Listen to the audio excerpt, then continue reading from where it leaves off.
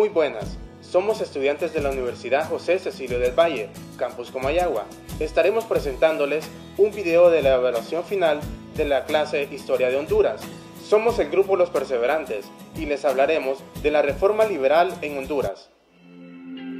La Reforma Liberal de 1876 fue el proceso que orientó la transformación de viejas estructuras políticas, económicas y sociales. A continuación, le presentamos los principales propulsores de la Reforma Liberal en Honduras. Como autor principal tenemos a Marco Aurelio Soto. En su gobierno se dio el inicio de la Reforma Liberal. El doctor Marco Aurelio Soto nació el 13 de noviembre de 1846 en Tegucigalpa. El general Justo Rufino Barrios llamó al doctor Soto al desempeño de una subsecretaría del Estado en Guatemala, en el cual reveló su talento organizador. Poco tiempo después, lo nombraron secretario de Gobernación, Justicia y Negocios Eclesiásticos. Posteriormente, desempeñó los ministerios de Relaciones Exteriores e Instrucciones Públicas. En Honduras, gobernó en diferentes periodos. En 1876 se desempeñó como presidente provisional y en 1877 ocupó la presidencia en forma constitucional, periodo que se extendió hasta 1883. Durante su administración y con la asistencia de Ramón Rosa, Soto puso en marcha las reformas liberales. Ramón Rosa, político, literario e intelectual, ideólogo de la Reforma Liberal, fue de mucha ayuda para Marco Aurelio Soto a la organización de este proceso. Nacido un 14 de julio de 1848 en Tegucigalpa, fue el primer ideólogo del régimen y dio a la legislación y al sistema educativo la importancia de la filosofía positiva, lo cual fue reflejado en el Código de la Instrucción Pública. Objetivos de la Reforma Liberal: impulsar una economía mercantil capitalista acorde a los avances de la economía mundial, formar un Estado nacional centralizado, para garantizar la estabilidad política y dirigir los planes del desarrollo socioeconómico, incorporar a Honduras a la economía mundial, dando apertura a las inversiones extranjeras. Propósitos de la Reforma Liberal: modernizar la economía con la emisión de nuevos códigos comerciales, así como la apertura a la nueva inversión extranjera y a la agricultura y minería. Estimular la agricultura incorporando cultivos para el mercado mundial como ser el café y el banano. Centralizar el poder emitiendo leyes aplicadas a nivel nacional para eliminar el poder de los caudillos locales y las guerras civiles. Fomentar la educación ampliando los servicios educativos para promover el desarrollo de la nación. La Reforma Liberal en Honduras se inicia con el ascenso al poder de Marco Aurelio Soto el 27 de agosto de 1876. El presidente Soto y Ramón Rosa, el secretario general del gobierno, fueron los principales ideólogos del reformismo liberal en Honduras. La obra comenzada por ellos fue continuada por los gobiernos de Luis Borrán, Ponciano Leiva, Domingo Vázquez, Policarpo Bonilla, Terencio Sierra, Juan Ángel Arias y Manuel Bonilla. Los gobiernos de la Reforma Liberal emprendieron un amplio programa de medidas con el fin de alcanzar la estabilidad política y vincular al país con el mercado mundial. Entre estas se puede destacar las siguientes. En lo político: separación de la Iglesia del Estado, organización, profesionalización del Ejército Nacional, creación de nuevos departamentos, garantías de derechos individuales, afianzamiento de plazos diplomáticos con países de América y Europa.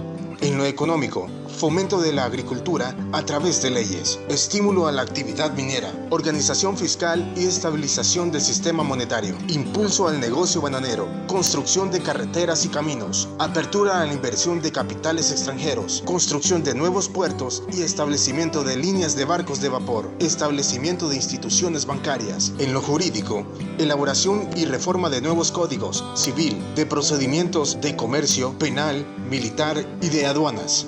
Constituciones más armónicas con la época. En lo educativo: nuevas leyes de educación, educación primaria, laica, gratuita y obligatoria, formación de cuadros técnicos, impulso de las estadísticas, formación de maestros profesionales, trayendo profesores de Guatemala y Cuba. Medidas tomadas en la Reforma Liberal: apertura del capital extranjero. Se crearon condiciones para atraer la inversión extranjera, la que se hizo efectiva en la minería y el cultivo del banano. Estimulación del cultivo del café. Se otorgaron tierras y se apoyó al cultivo del café, ya que junto al banano constituirían productos a colocar en el mercado mundial. Se difundió estos cultivos en los departamentos de Santa Bárbara, Cortés, Comayagua, Olancho, Francisco Morazán, El Paraíso y Choluteca. Emisión de Constitución de 1880 fue la base jurídica de la reforma liberal. En la Constitución se plasmaron principios, derechos, prescripciones, leyes y medidas progresistas. Se declaró la educación primaria gratuita, laica y obligatoria. Para ello, se emitió la formación de maestros profesionales, asignación de recursos financieros para los programas educativos y reforma educativa. Separación de la Iglesia del Estado, abolición de los diezmos, secularización de los conventos y asignación de una partida económica para el sostenimiento de la Iglesia. También se aprobó la libertad de cultos. La reforma liberal emprendió la reorganización política, jurídica y administrativa. La legislación fue renovada totalmente bajo la dirección de grandes juristas como Carlos Alberto Uclés y Adolfo Zúñiga. En 1880 se emitió una nueva constitución y código civil, penal, de aduanas, de procedimientos de comercio y minería militar, así como la ley de notariado y, por primera vez en Honduras, la ley de inmigración.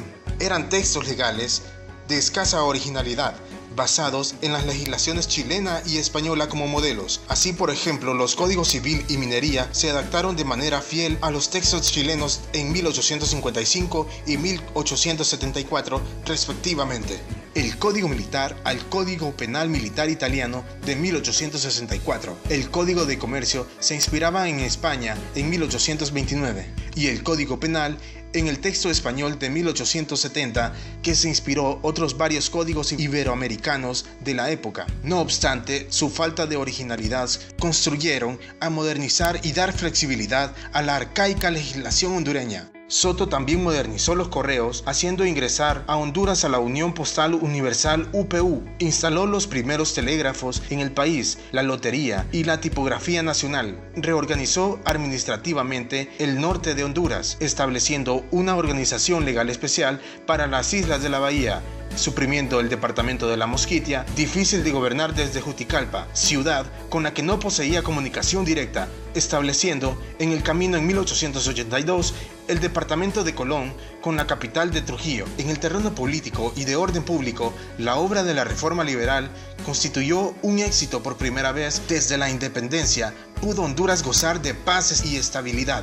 Siendo el gobierno universalmente respetado, bajo Soto se sentaron las bases del futuro del desarrollo material de Honduras. Hablaremos sobre las compañías bananeras, quienes jugaron un papel importante en la historia de Honduras. Las bananeras en Honduras. Desde 1866 se nota la presencia en Honduras de algunas plantaciones de bananos, entre otros en islas de la bahía, en la región insular atlántica del país. Esas plantaciones pertenecían a pequeños finqueros hondureños y norteamericanos quienes exportaban frutas hacia los Estados Unidos, aprovechando el pasaje de barcos mercantes que hacían la travesía del Mar Caribe. En otras regiones, las medidas tomadas por las reformas liberales en favor a la agricultura estimularon la producción bananera. Estas se implantaron sobre todo en el norte, en la proximidad de los puertos de Ceiba, Omoa y Tela, favorecida también por la existencia en esta región de una pequeña red ferroviaria. Hasta aquí, la producción estaba en manos de pequeños finqueros hondureños y norteamericanos, mientras que comercializaban el producto y su explotación eran realizadas por compañías extranjeras instaladas en los puertos. La producción se desarrolló hasta representar en 1888 el 23% de las exportaciones total del país. Al mismo tiempo, el papel que a las compañías exportadoras cobraba importancia. En los últimos años del siglo pasado, según Mariñas Otero, habían más de 20 compañías que buscaban asegurarse la recolección de bananos y su exportación hacia los Estados Unidos. Hasta poco antes de la Primera Guerra Mundial, la exportación de banano no tuvo un carácter monopólico. Es preciso señalar, sin embargo, que un movimiento de concentración se inició desde principios de este siglo, cuando algunas de las compañías que hemos citado pasaron a la comercialización de la producción directa de la fruta. Mencionaremos entre los primeros grandes productores extranjeros las familias italianas, Baccarat, De Antoni y el americano W.F. Stride. Los primeros dos se instalaron desde 1910. 1902 en La Ceiba y el tercero en 1905 en Cuyamel, donde el gobierno le otorgó una concesión. La empresa de los hermanos Baccarat progresó rápidamente después de haber sido beneficiada por el Estado hondureño, con el otorgamiento de 250 hectáreas de tierra por cada kilómetro de línea ferroviaria construida por ellos. La empresa Baccarat deviene en 1924 en la Standard Fruit Company. Esta más tarde, en 1926, se convirtió en la Standard Fruit Company and Steamship Corporation. Desde la revolución financiada por Samuel Samurai en 1911, la política de otorgamiento de concesiones a los inversionistas extranjeros se intensificó.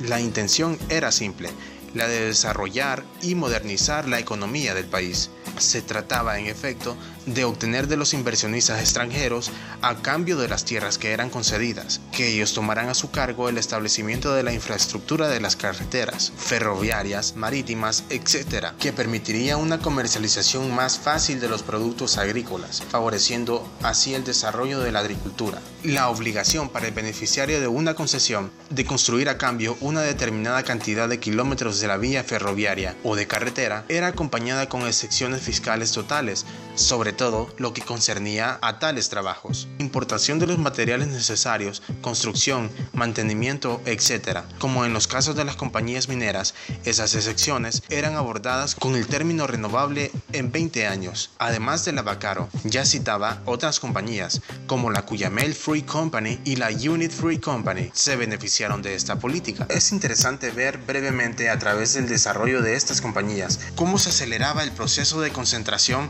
que finalizaría en el monopolio absoluto. La Cuyamel Fruit Company fue fundada en 1911 por Samuel Samurai. En 1902, esta compañía contenía una concesión de 10.000 hectáreas de tierra en la región de Cuyamel, en el norte de Honduras. A esta concesión vinieron agregadas las 5.000 hectáreas compradas por Samurai a William Steve. La Unit Fruit Company había sido fundada en 1899 bajo las leyes del estado de New Jersey hasta un poco antes de 1914. Su actividad en Honduras se limitaba a la comercialización de bananos, y eso por medio de las compañías intermediarias, la Salvador Ossery y la Michelle Machaca, establecidas en La Ceiba. Desde 1905, sin embargo, esta se aseguraba el control, que observaban hasta 1918, del 46% de las acciones de Baccarat Brothers Company. Desde 1905, igualmente, esta detentaba el 60% del capital de Hubbard Samurai Company, la primera compañía creada por Samurai más tarde, hacia el comienzo de la Primera Guerra Mundial. La Unit Fruit Company adquirió el 35% de las acciones de la segunda compañía creada por Samurai, la Cuyamel Fruit Company. En el segundo momento, la Unit Fruit Company pasó de la comercialización de producción directa de bananos en Honduras, teniendo concesiones a nombre de compañías que fundó en este efecto en 1912, la Tela Red Rice Company y la Trujillo Red Rice Company. En 1914, esas dos compañías detentaban en conjunto 15.000 acres de tierra, o sea, más de 6.000 hectáreas. En contrapartida de las tierras otorgadas por el Estado hondureño, la Tela Railroad Company se comprometió a construir 12 kilómetros de línea ferroviaria por porción de 600 hectáreas concedidas, y la Trujillo Railroad Company 20 kilómetros por porción de 10.000 hectáreas cedidas. La Unit Fruit Company se había convertido de este modo un verdadero imperio, un estado en el estado, en cada país donde estaba desarrolladas sus operaciones. Esta compañía poseía su propia flota, la White Fleet, y hacia 1913 se evaluaba alrededor de 852.000 acres, casi 345.000 hectáreas. Las tierras que detentaban en América Latina eran además propiedad de 669 millas de línea ferroviaria en los diferentes países de la región. Se le consideraba con toda razón la compañía americana más importante de América Central. Sin embargo, la prensa hondureña, sobre todo la liberal, criticaba muy a menudo la política demasiado generosa del Estado respecto a las compañías extranjeras. Por ejemplo, el Nuevo Tiempo de Tegucigalpa veía ello una fuente de toda clase de males, políticos, económicos y también morales. Las demandas de las concesiones de las grandes compañías despertaban, según el periódico, y nos llevaba a la corrupción muy a menudo. Se ha abusado de la consideración maliciosa de nuestros altos funcionarios públicos y se ha estigmatizado de la fórmula corriente. Ya sé que tendré que gastar algunos pesos y obsequiar algunas copas de champán para obtener la concesión. De hecho, la política de concesiones se revelaba como un mercado de abusos y mitos. Era además un fracaso fracaso para el Estado hondureño. Como era de esperarse, las compañías beneficiarias de las concesiones solo instalaban la infraestructura en la medida que sus necesidades e intereses lo requerían. Ahora los dejo con mi compañero Leonel Zavala. Gracias, Lister. Yo les voy a hablar de lo que es el enclave minero en Honduras. El enclave minero. El enclave minero comienza durante la presidencia de Marco Aurelio Soto. Es cuando se implementa en Honduras la reforma liberal en 1876. En esta reforma se pretende extraer capital extranjero. Entonces, en Honduras no se tenían los capitales ni los conocimientos tecnológicos, que igual que en otros países. Esta moderna minería de fin de siglos necesitaba del capital, la tecnología y la gestión extranjera. La economía de Honduras estaba basada en la agricultura. Desde ahí vinieron las empresas United Fruit Company, Standard Fruit Company, Cuyamel Fruit Company, que implantaron banano en toda la costa hondureña, creyendo que con estas empresas Honduras saldría adelante, pero no fue así, más bien bajaba porque la economía se lo llevaba lo extranjero. El enclave minero surge cuando se concesiona a la compañía Rosario Mining Company explotación de minas. Una de las principales fue el Cerro de San Juancito. Antes de ser tocado, este cerro estaba lleno de recursos naturales, árboles, túneles sin ser explorados. Pero al comenzar a explorarlos, la compañía Rosario Mining Company se le dieron condiciones, que cuidaran los recursos naturales, no los maltrataran, pero no cumplieron. El uso de las fuentes de agua sin ser pagadas al gobierno, pero lo usaron para alimentos tóxicos y otras cosas tóxicas y la envenenaron. Pasaron años sin ser usadas estas aguas. El Cerro de San Juancito llegó a convertirse en la mina por excelencia. Incluso antes de la capital, fue la primera localidad con iluminación eléctrica por su material precioso que tenía. Al momento ser explorado, abrieron caminos y transportaban el material en mulas. Una de las grandes críticas que se tenían que Marco Aurelio Soto era socio de esta compañía Rosario Mining Company, por eso movió la capital de Comayagua a Tegucigalpa, porque ellos pasaban al frente de la casa presidencial con el material y ellos podrían saber qué era lo que llevaban. Durante el tiempo, los trabajadores de esta mina obtuvieron enfermedades en la piel, en los huesos y en la visión. Ahora abordaremos el tema la huelga de 1954 en Honduras. ¿Qué es una huelga? Es el paro de labores que los trabajadores de una empresa pública y privada organiza para conseguir beneficios económicos, mejores condiciones de trabajo. Una huelga se hace porque los trabajadores no están de acuerdo con las reglas de sus jefes, porque son injustas para ellos. Antecedentes de la huelga. Influencias en las bananeras en Honduras que se desarrollaron con poder. Durante el gobierno de Tiburcio Carías Andinos en 1933 a 1949 deprimió a los trabajadores que se les aumentara el salario para las mejores condiciones de trabajo en sus empresas. Explotación de trabajo. Según lo que exportaban banano las empresas, así era el aumento de horas de sus jornadas de trabajo a los empleados y se les bajaba el sueldo, y desde ahí comienza el desacuerdo con los empleados.